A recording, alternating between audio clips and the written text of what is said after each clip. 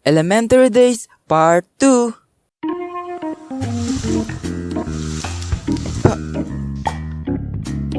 Hello guys.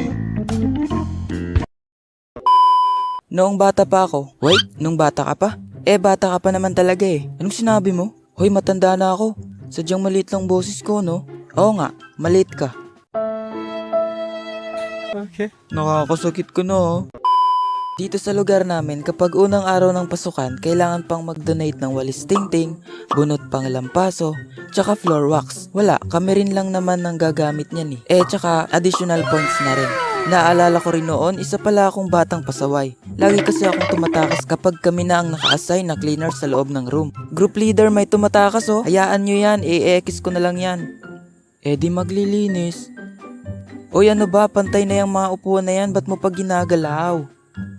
Ako na mag-e-erase ng board. Anong gagawin ko? Wala na, ekis ka na ngayong araw, tapos na kami maglinis eh. Noong elementary pa ako, hindi ko naiintindihan ng ilang mga lessons kasi ang attention ko ay laging nasa labas. Ang tagal naman mag-recess, naiinip na ako. Ma'am, 9:30 na po. Oo nga po ma'am, yung grade 4 kanina pang nagsilabasan. O ngayon? Gusto nyo nang lumabas? Go ahead at wag na kayong babalik. Ang babastos ninyo. Kayo na ba masusunod? Well, kung ganon, get one whole sheet of paper at punuin ang magkabilang papel ng patawad mamatindi na mauulit. Saka kayo makakalabas. Meron talagang mga teacher na sobrang masungit. Tapos yung iba naman nagiging si Son Goku kapag nagagalit. Class? Quiet. Ano ba, tumahimik na kayo? Sabing tahimik, ano ba?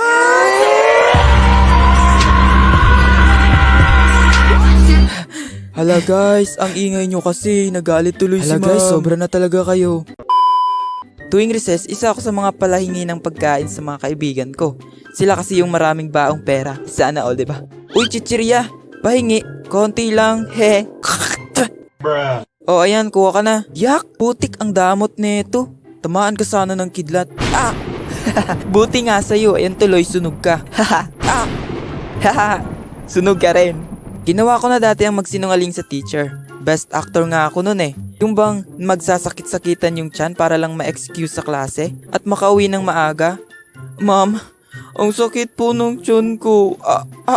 O sige na, punta ka na sa clinic. Kuha ka na ng gamot at umuwi ka na. Sa inyo ka na magpagaling ha. Thank you po, ma'am.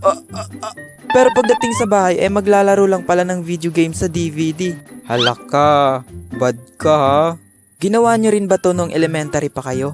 Yung tuwing tag-ulan, nilalagyan ng tubig yung plastic ng atagpisong chichirya at ginagawang bola. Yan kasi yung nilalaro namin kapag nagbabatuhan kami ng mga classmate ko tuwing break time. Water cannon!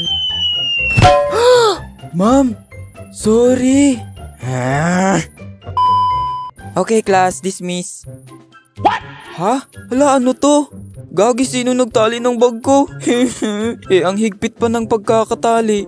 Mamatay ka na sana kung sino kang gumawa nito.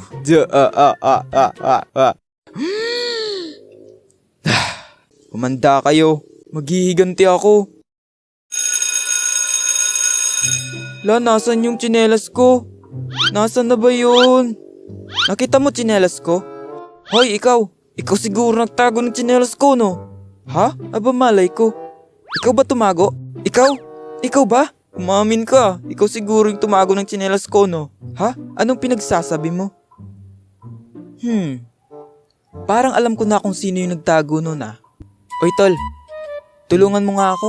May gagawin lang ako. Halika, may plano ako. Dali. Sige, sige.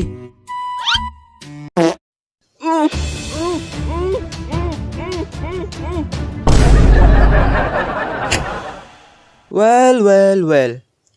Kahit di mo aminin, alam kong ikaw ang nagtago ng tsinelas ko. Ha? Hindi ako yun ha? Huwag ka nang magsinungaling. Alam kong gumaganti ka lang sa akin. Kaya kung ako sa'yo, ituro mo na kung saan. Kung hindi, gagawin namin yung ipinagbabawal na parusa. Hindi nga ako, promise. Oo na, sasabihin ko na. Tinago ko sa may walisan, sa sulok. Tama na, aray. Ayan, sasabihin mo rin pala, pinatagal mo pa. Aray! Kayo guys, naranasan nyo rin ba ang ilan sa mga nakwento ko? I-comment mo na yan! Okay, shoutout sa pinakaunang nagpapa-shoutout kay Wilson Monton Bales. Thank you so much. At sa gustong magpa-shoutout, comment nyo na lang #Tonymation.